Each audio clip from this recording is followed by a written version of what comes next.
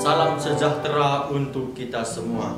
Saya Diakon Erikson Sitepu akan membawakan renungan kitab suci pada Jumat 8 April 2022 dari Injil Yohanes bab 10 ayat 31 sampai 42. Demikian bunyinya. Sekali lagi orang-orang Yahudi mengambil batu untuk melempari Yesus. Kata Yesus kepada mereka, "Banyak pekerjaan baik yang berasal dari Bapa-Ku yang kuperlihatkan kepadamu.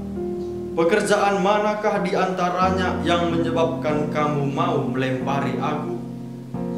Jawab orang Yahudi itu, "Bukan karena suatu pekerjaan baik maka kami mau melempari engkau, melainkan karena engkau menghujat Allah, dan karena engkau sekalipun hanya seorang manusia saja menyamakan dirimu dengan Allah." Kata Yesus kepada mereka, "Tidakkah ada tertulis dalam kitab Taurat kamu, Aku telah berfirman, kamu adalah Allah? Jikalau mereka kepada siapa firman itu disampaikan disebut Allah, sedangkan kitab suci tidak dapat dibatalkan, masihkah kamu berkata kepada Dia yang dikuduskan oleh Bapa dan yang telah diutusnya ke dalam dunia, engkau menghujat Allah? Karena Aku telah berkata, Aku anak Allah? Jikalau Aku tidak melakukan pekerjaan-pekerjaan Bapa-Ku, janganlah percaya kepadaku. Tetapi jikalau Aku melakukannya dan kamu tidak mau percaya kepadaku, percayalah akan pekerjaan-pekerjaan itu, supaya kamu boleh mengetahui dan mengerti bahwa Bapa di dalam Aku dan Aku di dalam Bapa." Sekali lagi mereka mencoba menangkap Dia, tetapi Ia luput dari tangan mereka.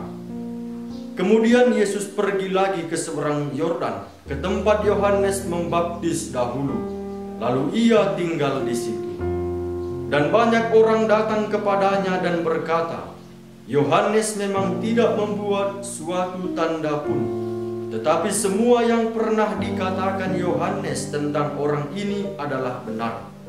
Dan banyak orang di situ percaya kepadanya.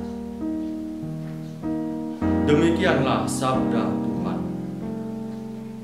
Saudara-saudari terkasih, bacaan Injil hari ini berbicara tentang dialog antara Yesus dengan orang-orang Yahudi dalam kondisi peringatan penyucian Bait Allah di Yerusalem.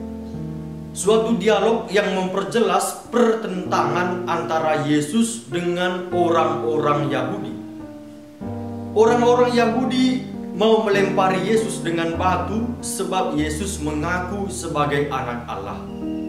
Mengenai hal itu, Yesus meminta orang-orang Yahudi itu untuk melihat tanda-tanda atau mujizat yang telah dilakukannya agar mereka percaya bahwa Dia adalah anak Allah. Orang-orang Yahudi itu tidak mempersoalkan pekerjaan baik yang dilakukan oleh Yesus. Yang mereka persoalkan adalah Yesus menyamakan dirinya dengan Allah. Sebab dalam pandangan orang Yahudi, Yesus itu hanya manusia saja. Mereka, orang-orang Yahudi itu tidak terbuka pada rencana-rencana Allah yang kadang-kala di luar dugaan manusia. Dengan demikian, mereka menilai Yesus telah menghujat Allah. Dan menurut hukum Yahudi, orang yang menghujat Allah harus dilempari dengan batu sebagai hukuman mati. Mengenai kedegilan orang-orang Yahudi itu, Yesus mengingatkan mereka tentang Mazmur nomor 82 ayat 6 yang menyebut para hakim sebagai Allah-Allah. Alasannya karena mereka ambil bagian dalam karya ilahi, yaitu menghakimi. Apalagi Yesus sendiri yang dikuduskan oleh Bapa dan diutus ke dunia adalah anak Allah. Maka Yesus meminta orang-orang Yahudi itu agar melihat pekerjaan-pekerjaan yang telah dilakukannya. Tanda dan penjelasan yang dibuat oleh Yesus adalah undangan agar mereka percaya kepadanya. berhadapan dengan tanda-tanda dan penjelasan Yesus tentang dirinya, orang-orang Yahudi tetap tidak percaya. Bahkan mereka mencoba menangkap dia, walaupun akhirnya Yesus dapat luput dari tangan mereka. Orang-orang Yahudi itu sudah tertutup dengan sistem keagamaan yang mereka buat, sehingga mereka tidak mampu menerima rancangan atau rencana Allah yang bertentangan dengan aturan-aturan yang telah mereka buat. Saudara-saudari terkasih, dari bacaan Injil hari ini kita diajak untuk melihat karya-karya Allah khususnya dalam hidup kita. Orang-orang Yahudi menolak Yesus karena mereka tidak dapat melihat pekerjaan-pekerjaan Allah dalam diri Yesus. Tidak ada iman akan Yesus sebagai anak Allah dan tidak terbuka terhadap rancangan-rancangan Allah yang kadangkala mengejutkan kita. Saudara-saudari terkasih, Allah selalu bekerja di dunia ini, yaitu memeliharanya. Allah tidak membiarkan ciptaannya berjalan dan bertumbuh sendiri setelah penciptaan.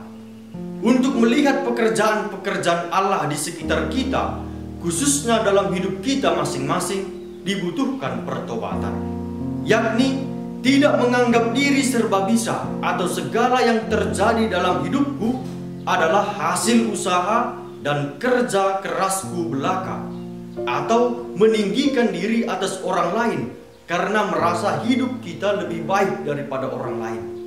Maka tidak ada ruang bagi karya Allah dalam hidupku. Disinilah perlu pertobatan. Disinilah kita perlu melihat dan mengakui karya Allah dalam hidupku, baik saat sehat, sakit, senang maupun susah.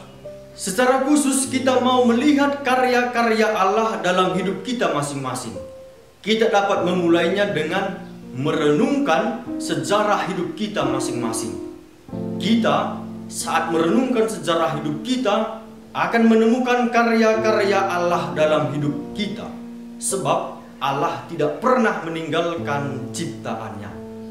Karya-karya Allah yang ada dalam sejarah hidup kita itu mengundang kita untuk percaya kepadanya, meneguhkan iman kita, sehingga kita menyerukan dan memberi kesaksian bahwa Dia adalah anak Allah. Dengan demikian kita tidak akan seperti orang-orang Yahudi yang menolak karya-karya Allah dalam diri Yesus. Kita akan seperti orang-orang yang percaya dan datang kepada Yesus, sebagaimana dikatakan dalam bagian terakhir bacaan Injil hari ini. Semoga